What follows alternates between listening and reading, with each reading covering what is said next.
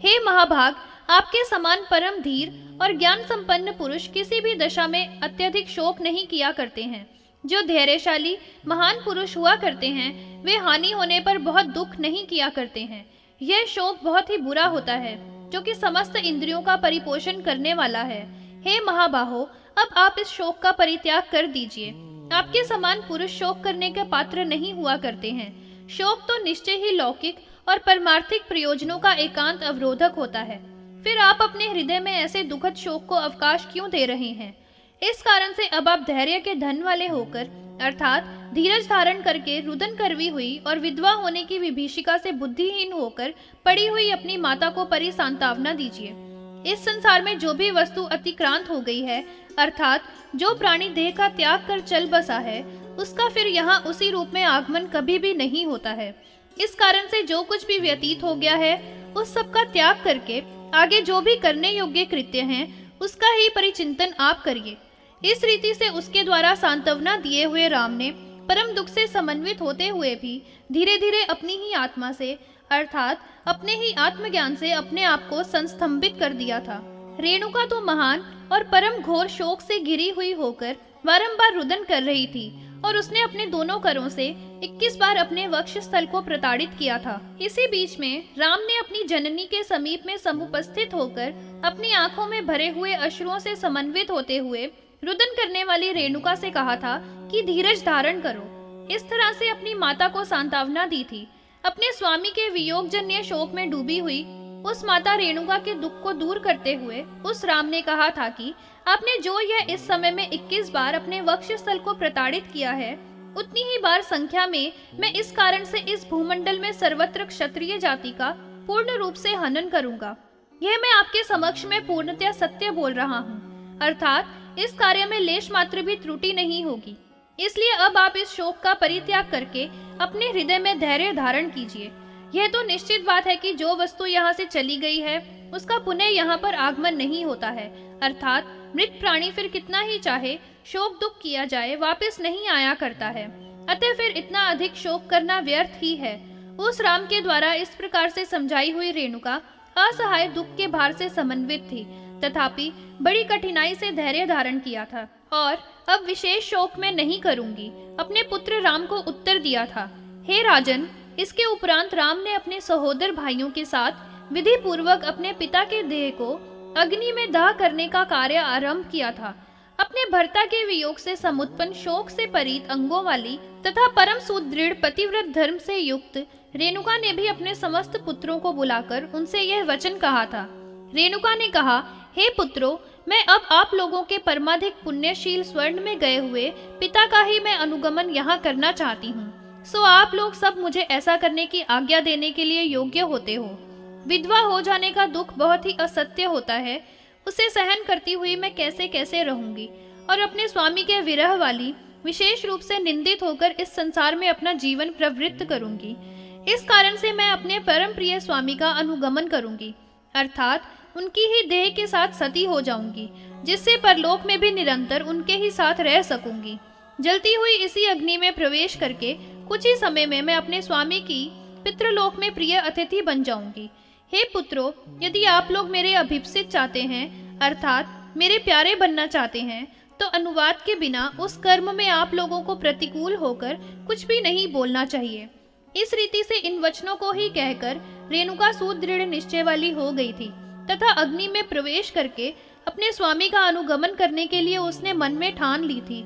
इसी काल में पुत्रों के सहित रेणुका को संबोधित करके अत्यंत गंभीर बिना शरीर वाणी अर्थात अंतरिक्ष में कही हुई वाणी ने कहा था, हे रेणुके, परम सावधान होकर अपने पुत्रों के सहित मेरी वाणी का श्रवण करो। हे भद्रे, तुम साहस मत करो, मैं आपका प्रिय वचन कहूंगा। अपनी आत्मा के हित की अभिलाषा रखने वाले किसी को भी साहस कभी नहीं करना चाहिए। आपको नहीं मरना चाहिए क्योंकि जो प्राणी जीवित रहता है वह शुभ कर्मों को देखा करता है। इसलिए आप धैर्य के धन वाली होकर काल की प्रतीक्षा की आकांक्षा वाली हो। हे शुचि स्मित वाली, भले ही कुछ ही निमित्त को अंतरित बनाकर ऐसा करो, बहुत ही स्वल्प समय में आपके भर्ता सचेतन हो जाएंगे अर्थात जीवित हो जाएंगे। हे शोभने, जब उनमें जीवन समुत्पन्न हो जाएगा तो आपकी कामना पूर्णतया प्राप्त हो जाएगी और फिर विशेष अधिक काल पर्यंत अनेक कल्याणों की भाजन होने वाली होंगी। वशिष्ठ जी ने कहा, इस प्रकार के उस अंतरिक्ष वाणी के वचन का श्रवण करके रेणुका ने धैर्य का आलंबन ग्रहण किया था और उसके जो पुत्र थे उन्होंने भी उसके वचनों के गौरव से परम प्रसन्नता प्राप्त की थी। इसके पश्चात उन्होंने उस मुनि अपने पिता के मृत शरीर को आश्रम के भीतर ले जाकर रख दिया था और उसको वहां लिटाकर निवात में वे उसके चारों ओर बैठ गए थे। जिस समय में वे वहां पर बहुत ही खिन्न आत्मा और मनो वाले बैठे हुए थे, तो उस बेला में उनको बहुत से परम शुभ एवं महान निर्मित हुए थे अच्छे शकुन दिखाई दिए थे। इस रीति से जब शुभ शकुन दिखाई दिए तो उनको देखने से वे श्रेष्ठ मुनिगण परम आश्वस्त मन वाले हो गए थे, अर्थात उनको कुछ शुभाशा हुई थी। वे सभी अपने पिता के जीवन की आकांक्षा करते हुए माता के साथ वहां पर बैठ गए थे। हे राजन, इसी बीच में भृगु के वंश को धारण करने वाले मतिमान मुनि विधि के बल से यदृच्छा से ही वहां पर समागत हो गए थे। वे मुनि अथर्व वेद की साक्षात विधि के स्वरूप वाले थे और अन्य सभी वेदों तथा वेदों के अंग शास्त्रियों के परिगामी मनीषी थे। वे समस्त शास्त्रों के पारगामी मनीषी थे। वे समस्त शास्त्रों के तात्विक अर्थों के ज्ञाता विद्वान थे और समस्त असुरों के द्वारा वंदित थे। जो मुनियों के लिए भी अत्यंत दुर्लभ होती है, ऐसी मृत प्राणियों को भी जीवित कर देने वाली विद्या को जानते थे। जब भी देवों के द्वारा रण में दानव निकृत हो जाया करते हैं, तो इसी मृत संजीवनी विद्या से उनको उठा दिया करते हैं, अर्थात जीवित बना देते हैं। जिस महामुनि ने औशनस शास्त्र को प्रणीत किया था, जो राजाओं के राज्य के फल का प्रदान करने वाला है और आज भी यहाँ पर नृपगण अनुजीवित रहते हैं, वह महामुनि उस आश्रम में पहुंचकर अंदर प्रविष्ट हुए थे और उन्होंने उस अवस्था में अवस्थित सबको दुख से परिप्लुत हुए देखा था। इसके अनंतर उन सबने वंश के पिता भृगु मुनि का दर्शन प्राप्त करके बड़े ही आनंद के साथ वे सब खड़े हो गए थे और गोत्रोत्थान देकर सबने उनका बड़ा सत्कार किया था तथा प्रणाम करके भृगु मुनि को आसन समर्पित किया था। उस महामुनि ने आशीर्वादों के द्वारा सबका अभिनंदन करके उनसे उन्होंने पूछा था कि यह क्या हुआ है। इस पर उन्होंने पूरा वृत्तांत, जो भी वहां पर घटनाएं घटित हुई थी, भृगु मुनि की सेवा में निवेदित कर दी थी।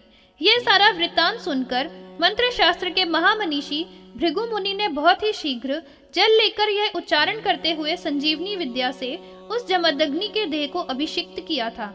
यदि मेरे तप का और यज्ञ का वीर्य शुभ है, तो उसके प्रभाव से यह जमदग्नि सोकर उठे हुए के ही समान शीघ्र ही जीवित हो जाए। इस प्रकार से इस परम शुभ वाक्य को साधुकारी भृगु मुनि के द्वारा उच्चारित होने पर शीघ्र ही जमदग्नि साक्षात दूसरे देवगुरु के ही सदृश समुत्थित हो गया था। जब उठा तो उसने वहां पर संस्थित वंदना करने के योग्य अपने पितामह भृगु मुनि का दर्शन किया था। हे नृपते, उस जमदग्नि ने भक्ति की भावना से प्रणाम करके दोनों हाथों को जोड़कर उनसे कहा था। जमदग्नि ने कहा, मैं परम धन्य तथा कृतकृत्य हो गया हूँ और मेरा जीवन आज सफल हो गया है। जो सुरगण और असुरों के द्वारा वंदित आपके चरण कमल हैं, उनका आज मैं अपने नेत्रों से अवलोकन कर रहा हूँ। हे मान के प्रदान करने वाले भगवन, मैं आपकी इस समय में क्या शुश्रूषा करूं? मुझे आप आज्ञा कीजिए। हे विभो, आप अपने चरणों के जल कणों के द्वारा अपने ही इस कुल को पुनीत बनाइए। इतना कहकर आनंद से समन्वित होते हुए सहसा राम के द्वारा अर्घ्य लाया था। भक्ति भाव से अपनी गर्दन झुकाने वाले उस जमदग्नि ने उन भृगु मुनि के चरणों के प्रक्षालनार्थ जल समर्पित किया था। महान यश वाले उस जमदग्नि ने अपने समस्त कुटुंब के सहित उस चरणों के तीर्थ जल को अपने सिर पर धारण किया था। इसके उपरांत उनका पूर्ण सत्कार करके परम विनय से समन्वित होते हुए भृगु से पूछा था, हे भगवान, आप कृपया बतलाइए कि उस महान दुष्ट राजा ने यह क्या पातक किया था, जिसका आतिथ्य सत्कार मैंने बड़े ही विधि विधान से किया था। हे महामते, मैंने यह सब बहुत ही अच्छी बुद्धि से किया था और मेरे हृदय में कुछ भी कपट का भाव नहीं था। फिर भी उस आत्मा वाले ने मेरे साथ यह ऐसा क्यों दुर्व्यवहार किया था? वशिष्ठ जी ने कहा, इस प्रकार से जब जमदग्नि के द्वारा सब कुछ के ज्ञाता ईश्वर और महामतिमान भृगु से पूछा गया, तब हे भूपते, भृगु मुनि ने बहुत काल पर्यंत ध्यान करके भली भांति अवलोकन किया था और फिर इस सब घटना के घटित होने का जो भी कुछ कारण था वह कहा था। भृगु मुनि ने कहा, हे महान भाग वाले तात, इस कुत्सित कर्म का जो भी बीज है उसी को आप सुन लीजिए। हे अनग, जिस है राजा ने सर्वज्ञ आपका निश्चित रूप से पाप किया था। बहुत प्राचीन समय में वशिष्ठ मुनि ने विनाश होने के लिए उस राजा को शाप दे दिया था। वह शाप वही था कि हे मूढ़, द्विज के अपराध करने से तेरा सब वीर्य विक्रम विनाश को प्राप्त हो जाएगा। मुनि तो सर्वदा सत्य व्यक्ता होते हैं, अतः उस महामुनि का वचन किस प्रकार से अन्यथा होगा। यह आपका पुत्र राम महान वीर्य वाले उस श्रेष्ठ नृप को बलपूर्वक मार देगा। हे महाबाहो, यह पहले ही ऐसी प्रतिज्ञा कर चुका है। कारण यह है कि वियोग के शोक से संतप्त होकर मेरे ही समक्ष से अपने वक्ष स्थल को प्रताड़ित किया है।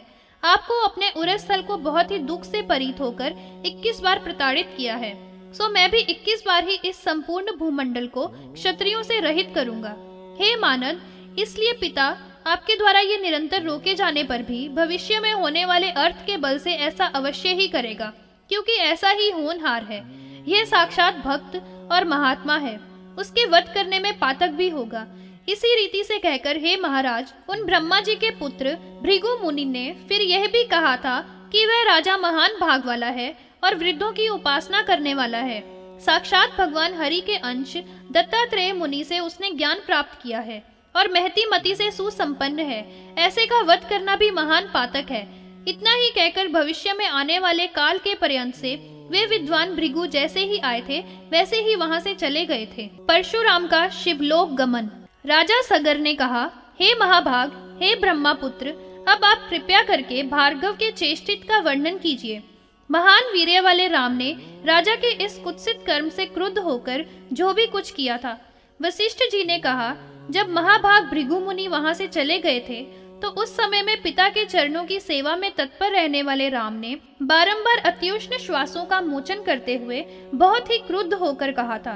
परशुराम ने कहा, अहो, उत्पत्त के गमन करने वाले राजा की मूर्ता को देखिए। जिस कार्तवीर्य ने परम विद्वान होते हुए भी एक तपस्वी ब्राह्मण के वध करने का उद्यम किया था, मैं यह बात मानता हूँ कि देव बड़ा बलवान होता है। जिस देव के प्रभाव से शरीरधारी लोग सभी विमोहित होते हुए चाहे कोई कर्म शुभ हो अथवा अशुभ हो उसको किया करते हैं। तात्पर्य यह है कि भाग्यवश अशुभ से भी महान अशुभ कर्म को कर डालते हैं। इस समय में सभी ऋषिगण कानों को खोलकर श्रवण करें कि मेरे द्वारा यह प्रतिज्ञा की जा रही है कि मैं रण क्षेत्र में इस महादुष्ट कार्तवीर्य राजा को मारकर अपने पिता के बैर का बदला लूंगा। यदि उस राजा की रक्षा करने के लिए समस्त इंद्र आदि सुरगण तथा दानवगण भी आएंगे तो भी मैं इस दुष्ट राजा का संहार कर दूंगा। इसमें लेश मात्र भी मिथ्या नहीं होगा। महान और सुंदर आत्मा वाले राम के द्वारा इस रीति से प्रतिज्ञा वचनों का श्रवण करके जमदग्नि ने बड़े ही साहस से भाषण करने वाले अपने पुत्र राम से यह कहा था। जमदग्नि ने कहा, हे राम, अब आप मेरी बात ध्यान से सुनिए। मैं सत्पुरुषों के सनातन धर्म को बतलाऊंगा, जिसको सुनकर सभी मानव धर्म के करने वाले हो जाया करते हैं। महान भाग्य वाले साधुजन होते हैं और जो इस संसार से निरंतर जन्म मरण के महान कष्ट से छुटकारा पाने की आकांक्षा रखने वाले हैं, वे कभी भी किसी पर प्रकोप नहीं किया करते हैं। चाहे कोई उनको प्रताड़ित अथवा निहत भी क्यों ना करे तो भी वे कुपित नहीं हुआ करते हैं। जो महाभाग क्षमा को ही धन मानने वाले हैं तथा परम दानशील और तपस्वी होते हैं, उन साधु कर्म करने वालों के लिए निरंतर लोक अक्षय होते हैं। जो महापुरुष हैं वे दुष्टों के द्वारा दंड आदि से ताड़ित होते हुए और बुरे वचनों द्वारा निर्भत्सित होते हुए भी कभी मन में क्षोभ नहीं किया करते हैं। वे ही पुरुष साधु कहे जाया करते हैं। ताड़न करने वाले को जो ताड़ित किया करता है वह कभी भी साधु नहीं हो सकता है, प्रत्युत पाप का भागी ही होता है। हम लोग तो ब्राह्मण और साधु हैं, क्षमा रखने के ही द्वारा परम पूज्य पद को प्राप्त हुए हैं। सामान्य जन के वध से भी अधिक एक राजा के वध करने में महान पातक होता है, क्योंकि राजा में भगवान का अंश होता है। इसी कारण से मैं अब आपको निवारित करता हूँ और यह उपदेश देता हूँ कि क्षमा को धारण करो तथा तपश्चर्या करो। वशिष्ठ जी ने कहा, नृप नंदन, इस रीति से भली भांति दिए हुए आदेश को समझकर राम ने परमाधिक क्षमा के स्वभाव वाले और अरियों के दमन करने वाले अपने पिताजी से कहा,